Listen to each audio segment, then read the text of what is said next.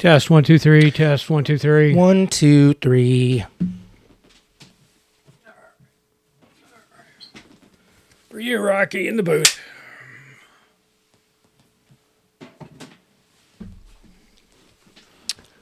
All right. Hello and welcome to another episode of Streaming Without a Paddle. I'm Andrew. And I am Ted. This week, Ted and I took on The Lost Bus, and that is an Apple TV film extravaganza coming in at 2 hours and 10 minutes in running length. Woo! It was a beast. You want me to keep going here, or do you want to jump in with the players? It's mainly America Ferrera and McConaughey, pretty much. I mean, there's other actors in it, but that's the only people you'll know. That's it. Yeah, there you go. The other people are just people that have been in stuff, but you wouldn't recognize any of them. Well, yeah, very true. Ashley Atkinson's in it, and she's in a lot of stuff. I mean, she is a pronounced, very busy character actress. You're correct. Yeah. She is in a lot of stuff, and she was great. Yeah, she did. So, all right, and I'll tell you what this is about, our listeners. This is about Matthew McConaughey being a down and out father of a teenage boy, divorced from his wife, had to move back home with his mom, and the only thing he can, and they're in Paradise City, or is it just Paradise? It's just Paradise. It's California. like near Chico. Right. Northern California, yeah. And they're there, and the only thing he can really find to do is to be a bus driver. Now, he is a bus driver, and he happens to be a bus driver during the real, just incredible, most deadliest, biggest forest fire that California had ever seen. Keyword there is had. And what? Keyword is had ever seen. Had, yes. I think this last one was the worst one. The one that went through the Palisades and. Oh, okay. Either one. They're both horrific. Yeah, yeah. And so anyway, so it's based on Matthew McConaughey's character, Kevin. As a bus driver, and he's been tasked with transporting kids from a school to a safe zone as this wildfire rages out of control. And this was the forest fire that was set by the PG&E. Yeah, they had a blown transformer or something like that. And of course, the Santa Anas were the fastest, the strongest they've ever been, and all told, 85 people lost their lives. And if you don't know, if you're not super familiar with California, it will be months where there's no rain. Yeah. Yeah. And so anyway, and it's a very rough mountainous area that they live in, and which, it just provoked a lot of thoughts. But anyway, so in a nutshell, if I can put it in a nutshell, This is somebody's version of Twister. Now, this was directed by Paul Greengrass, who's a huge director. I mean, he did all the Jason Bournes, and I mean, he's just ridiculously talented. And we'll touch on that in a little bit. But this is Twister. This is Twister with a fire, is what this is. Yeah. Yeah. It's A to B in a bus with fire raging all around. There you go. Yeah, I mean, or Speed or Twister, any of those movies where they're all like, Well, I went with Twister because it's a natural disaster. Yeah, I got you. As opposed to, I put a bomb on the bus. Yes, right. I understand. Twister is the better. And I'm pretty sure God didn't put the bomb on the bus. No, Twister is the better call. It's just one of those movies where you're just one singular thing is happening. Right. It's like basically real time. It is real time. Yeah. You want to get into acting, or you want to talk about the movie itself? I enjoyed the movie. I picked it. Ted did pick this. I didn't think you would mind this. Ted did pick this. Let's see. I want you all to know though, after we finish the last show, because last week we did a Ballad of a Small Player, and the week before that was House of Dynamite. Yeah. And then Wolfman, I think, was before that. Just not a great run. So we've had thriller, horror, whatever, high tension movies. So we left the show last week after watching Ballad of a Small Player, Colin Farrell. And we both agreed that we were going to watch something a little bit more upbeat, maybe have a little comedy to it. So I'm sitting on the couch Friday night about 8:30, and I get this text from Ted, right? And of course, when we left, Ted said, I'm going to pick. Okay, and so we record the shows on Monday, right? Mm-hmm. And I'm going to pick. So I've been very patient with Ted all week long, because I like getting the movie in, because like with everything, I try to get it in twice, right? And 8:30 rolls around on Friday night, and I get this text from Ted, and he's picked this movie, The Lost Bus. Okay, I know this movie. I haven't seen it, but I know this movie, and it is not a feel-good movie. And so, what kind of? My wife was involved with last week's conversation after taping, and she too was in agreement, because I sometimes force her to watch these things with me, and she hasn't watched the last two with me, or three now. Yeah, because we've gone off this drama thriller cliff. So anyway, I turned to my wife and I said, "Hey, we just got Ted's pick in, The Lost Bus," and she goes, "What's that about?" And I go, "It's not a feel good. It's not a feel good by any means, honey." To speak my piece here for a second, okay? Please. I Googled Friday. My wife was out of town. This weekend. I Googled new streaming comedies, and this is what came up. Right. Adulthood. Let's see. Adulthood. You're cordially invited. The Thursday Murder Club. The Ballad of Wallace Island. Nona's.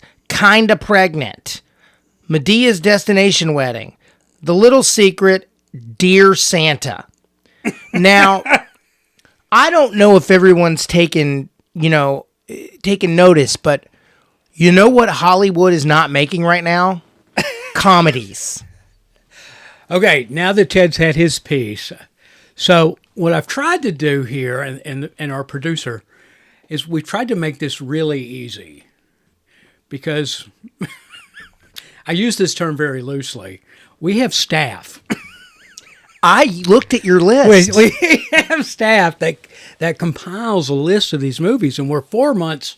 It's 4 months out. I mean, we've got all the streaming lineup choices between, which, by the way, November. Oh my gosh, was there a bunch of comedies on there? Because I looked at it. It's just chock full with everything. But I looked at it. I looked at it, and then I didn't see any comedies. And Ted has access to this. I looked at it, everybody. This is what I told when I shared this with my wife. I said, okay, so Ted just turned on Apple. Mm-hmm. And because Apple only does one movie a month, or every 2 months, right? If, they put it up there on the first thing you see banner. And I said, Ted turned on Apple and he saw McConaughey. That's exactly what I did. I saw McConaughey, and I saw him with a beard, and it was the first thing, number one, and I go, oh, this is going to be great. McConaughey's awesome. And by the way, this is on Apple TV, if I didn't say that before. But before that, so if you're a listener, you know that I don't think a lot of the Netflix original comedy movies. I don't think they're great. They're usually super AI sounding. You did that, actually. I did do that. I did. I said 8:30 at night. I turned to Kelly and I go, Ted just turned on Apple. I saw it there. Go ahead. I'm sorry. No, I mean, I looked at the list, and then I was like, I didn't see any comedies popping at me that had come out in the last 3 weeks. And I try not to watch movies that have been on our list for like 2 months, right? Okay. Is there a comedy that was on this week? This is what I hate to tell you. This movie's been on Apple for over a month. Really? Yeah. I'm surprised you didn't suggest to watch it. Oh, that's too funny. Well, all right, big shout out to the staff that Rocky manages back there. Ted's ignoring you all, but I'm not. I'm not ignoring you. I looked at Peacock. I looked at Paramount. Don't pull the list up. We're not on air. Wait, winner, chicken dinner. I'm not pulling the list up. Okay. I'm not. I'm making sure my phone's on. I'm going to talk about this movie now. I'm done being hazed by you. Yes, I did do that, everyone. Because when I see Matthew McConaughey in a movie, I know it's going to be probably pretty good. He doesn't do crappy movies. Not lately. He hasn't done a lot of movies lately. Well, green lights, man. Green lights. He's just talking about his book, you know. I might run for governor of Texas. I don't know, though, you know. He's way busy doing commercials now. That commercial money seems to be okay. Well, I enjoyed this movie. It was about 30 minutes too long. They could have really shortened up the opening part. But I did enjoy it. He was good. America Ferrera was good. Everybody was good. I mean, am I going to watch it again ever? No. But I mean, I can answer that. But I enjoyed it. It's just the problem is we always talk about it and we always say it. That Hollywood is just making these bloated movies. Just cut them back to 90 minutes. He's not wrong. All right. I'm going to jump in on production here. All right. It was quite obvious they used stock footage in this, and rightfully so. I would have gone out and said, you know, California had this huge fire out there. There's got to be video of it. Let's go find it. Let's secure it. And they did. Mm-hmm. And they did.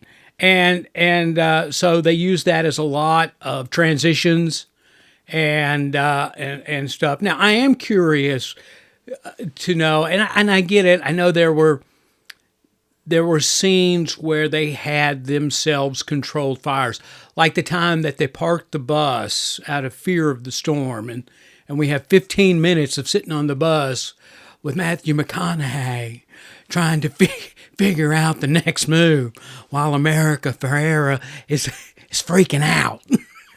And we got 20 kids back there. Okay, everybody be quiet. I got this. Okay.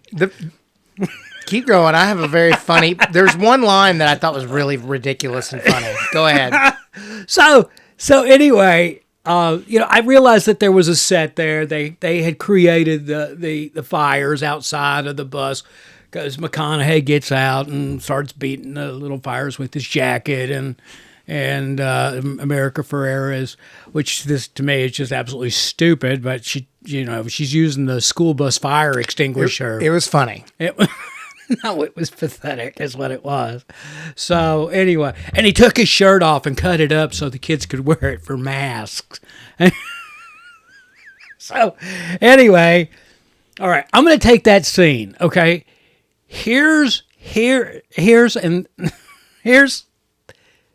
validation of that. You don't have a school bus sitting dead center in a massive forest fire like that was, right? Yes. And still have 6 inflated tires. The heat, after sitting there for 15 minutes, would melt them. It would pop them. The heat in the tires would get so big that they would just pop. The paint would start peeling off the bus that was nearly pristine when it pulled into the rec center. So anyway, My favorite line is when he got really upset and he was walking through the hallway or talking on the phone to his ex or whatever, and he goes, "I'm a 45-year-old man," and I was like, "You're a 45-year-old man quite a bit ago." But yeah. That was an example to me how ridiculous this was. So, and here, it's not a spoiler, okay? I don't think you could give a spoiler away in this movie. No. I don't think you No. could, okay? I mean, I'm not going to tell people that nobody survived. Everybody on the bus died and, Yeah. which... Anyway, it's so funny because when the fire broke out, dispatch was having a hard time with Matthew McConaughey's character, Kevin. And they were trying to get him back in to service his bus over and over Going again. to need 2 to 3 hours to do it. But the call came in, and they needed somebody to go up to Paradise Elementary, I guess it was, to get these kids. And Matthew McConaughey gets on the radio after hearing, he goes, and I'm paraphrasing here, 10-4, good buddy. And then he says this is a quote from the movie. You make sure they're standing in line when I pull up. Okay? So McConaughey pulls up to the school. Guess what hasn't happened? They're not standing. No. And he's honking the horn on the bus, right? He goes into the school because nobody comes out. And America Ferrera is in there, and her character, Mary. And all the kids are sitting there. And he's like, come on, let's go. We got to get going. And she's like, just calm down. Relax. We don't want to upset the children. And I'm thinking to myself, they're going to walk out the door in a second. Just by your own set decorations. And they're going to be these huge flames. There's going to be ash and soot and smoke that they're going to be engulfed with. And you're saying, no? Yeah. And it took them forever to get on to the school bus. And I was just like, okay, all right. Well, there was like an hour of them just... First of all, there's 50 minutes. He took a shortcut. I know, but there's 50 minutes before that fire and the kids even start. I know. Yeah, no. All right, here's another non-spoiler scene in this movie, which just, again, it just was the ridiculousness of this movie.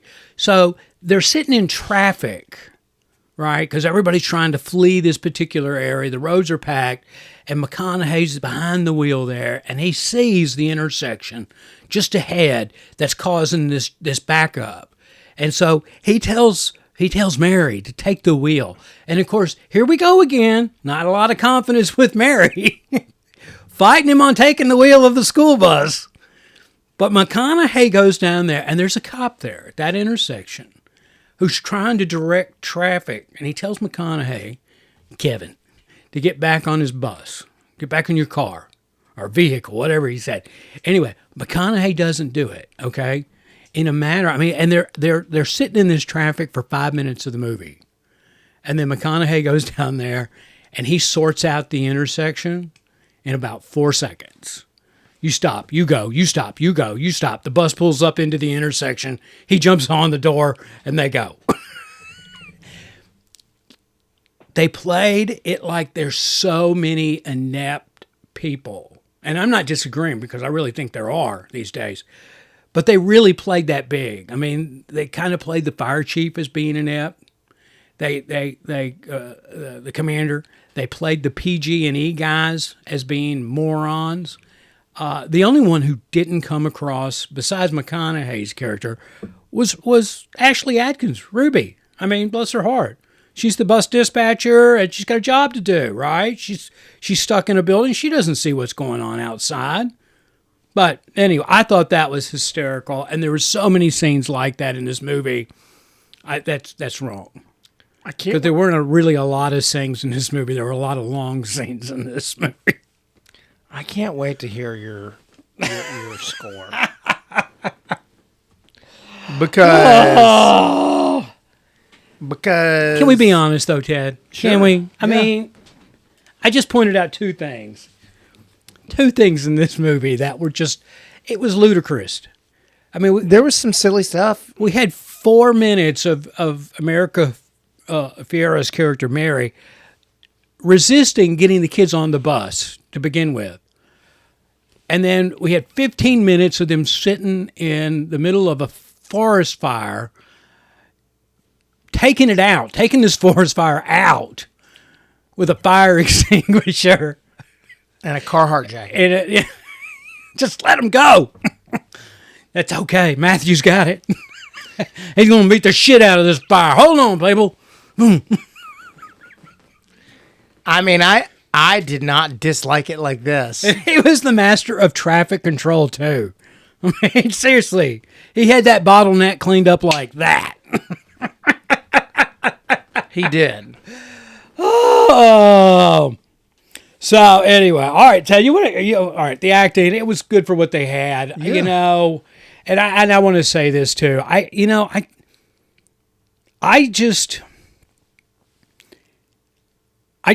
My problem, I don't understand how movies like this get made other than the cross your fingers, it might be the next Twister. I mean, I could tell you. And going through there, I mean, the best I can see is Paul Greengrass, the director on this. He hadn't done anything in 5 years prior to this. So, and the last thing he did was with Tom Hanks somewhere... Captain News Phillips? of the World. News of the World. I'll tell you how this got made because I heard it on a podcast. Oh, okay. Oh, please. it's a book. It is a book. Yes. And what's her name? Laurie Strode. Hold on, let me see. Yeah, I don't know. I don't know why I just mind for the name. Huge horror actress, I should know. Yeah. Jamie Lee Curtis. Oh, yeah. Jamie Lee Curtis read it. She took it to Jason Blum. She said, we Right. have to make this movie. As a Californian, they all think it's...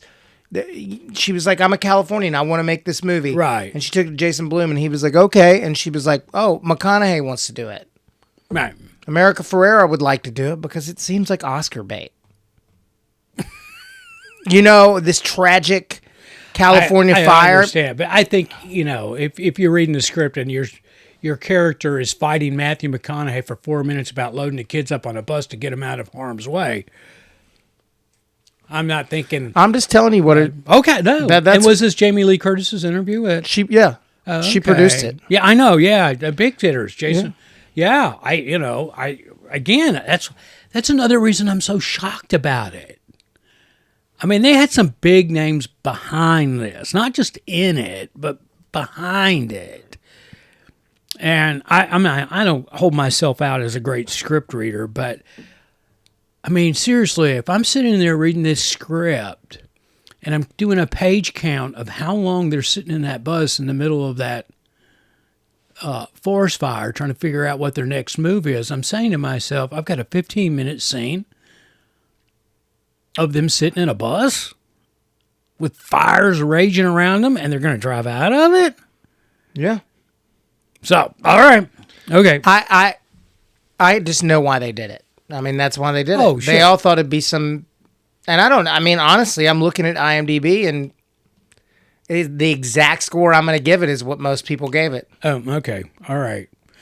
Well, go give your score. 6.7. Okay, that's way more generous than I'm going to be. Like I said, last week we watched a Ballad of a Small Player, and I think I gave that a 5.8. All right.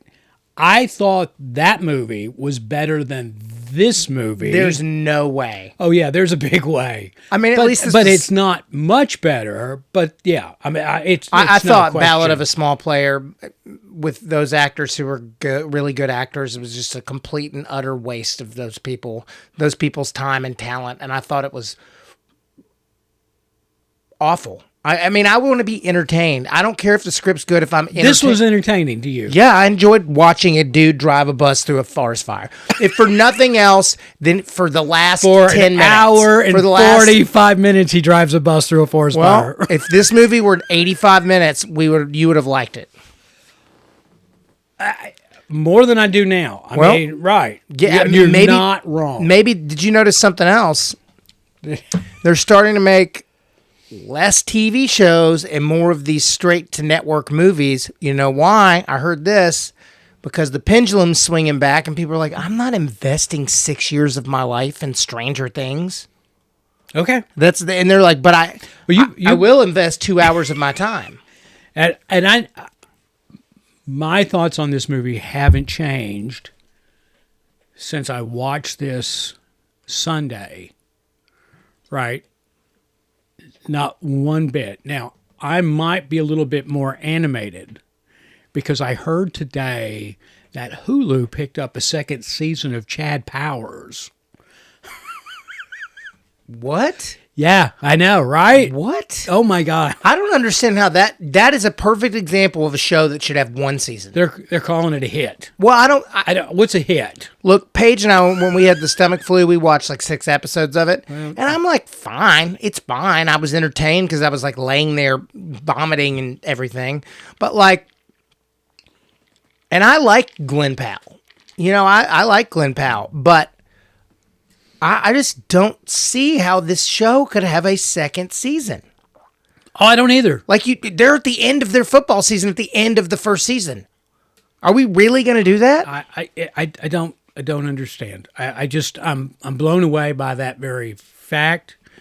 So, but he's also a huge movie star. He is one of the biggest movie stars in the world right now. Why are you doing TV? Oh, I tell you why he's doing TV. I tell you why he and Sydney Sweeney and I'm just going to leave it at those two. Why they're doing it is because they get it. They understand this is their time in the light, and they're never going to be more valuable to a studio than they are right now. And they are cashing in, and I don't blame them.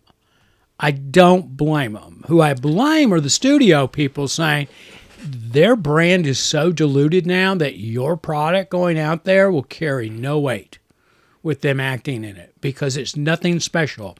Because in a week after your picture, your project releases, they're going to drop another Glenn Powell or Sydney Sweeney project right on the tails of yours, and they're going to just wash yours away because they're more interested in the latest, greatest thing. Well, yeah, The Running Man comes out Friday.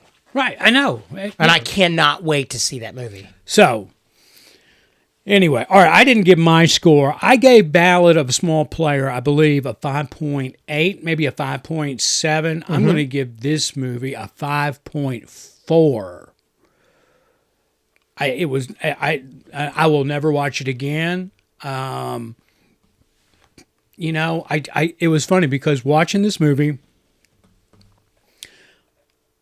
I can't recall, or I couldn't recall the last thing I saw McConaughey in. And I was thinking that when I'm watching this, I goes, you know what? He just seems to be overworking it. He's really digging in deep. He was digging in. Yeah. And I don't know what that's going to impress. And then when I roll around and I see that Paul Greengrass hadn't directed anything in 5 years. Now, granted, the guy's 70 years old. And all his stuff before this is just amazing. Oh, here's the other thing. Production on this, everything, I'm looking right at you all in the camera for those on YouTube watching us.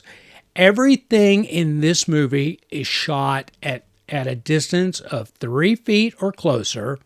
I bet the standard production lens on the camera was a 50 millimeter prime lens, and it was shot all handheld, no Steadicam, nothing, nope, all handheld, and they literally had somebody sitting on the hood of the bus with the camera, shooting McConaughey through the front windshield, shooting low and up, so you saw the roof of the bus and nothing else.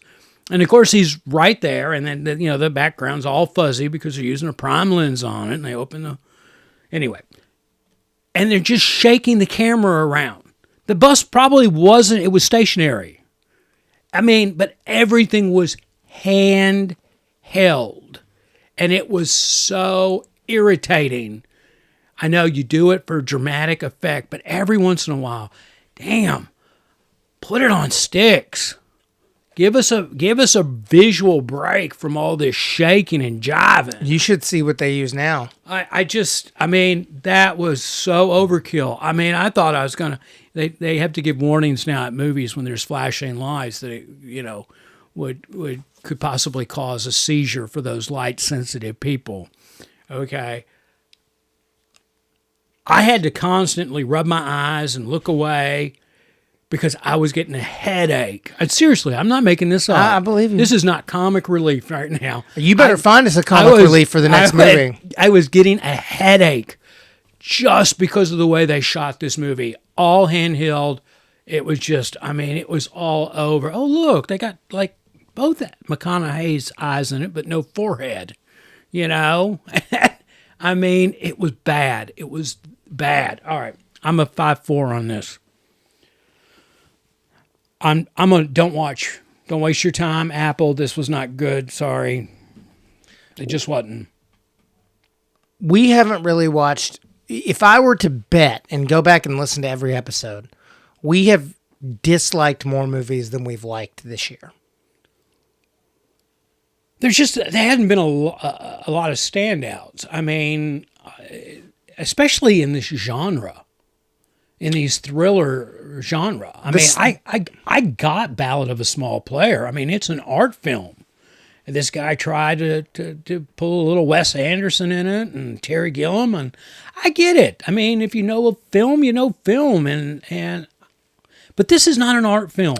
No, I think the two best movies I've seen this year are Weapons and Sinners. Sorry, and I know you didn't like Sinners, but it's about to be nominated for about 10 or 15 Oscars. Yeah, well, that just goes to show you're absolutely right. Weapons is also going to be nominated for 2 or 3 Oscars. That just goes to show how shallow this pool is. Well, I would tell you to watch Weapons, but I already know what your reaction would be. So we're gonna find a comedy. There are comedies. There are comedies. All right. Anything else? No, man. I mean, it's pretty depressing out there.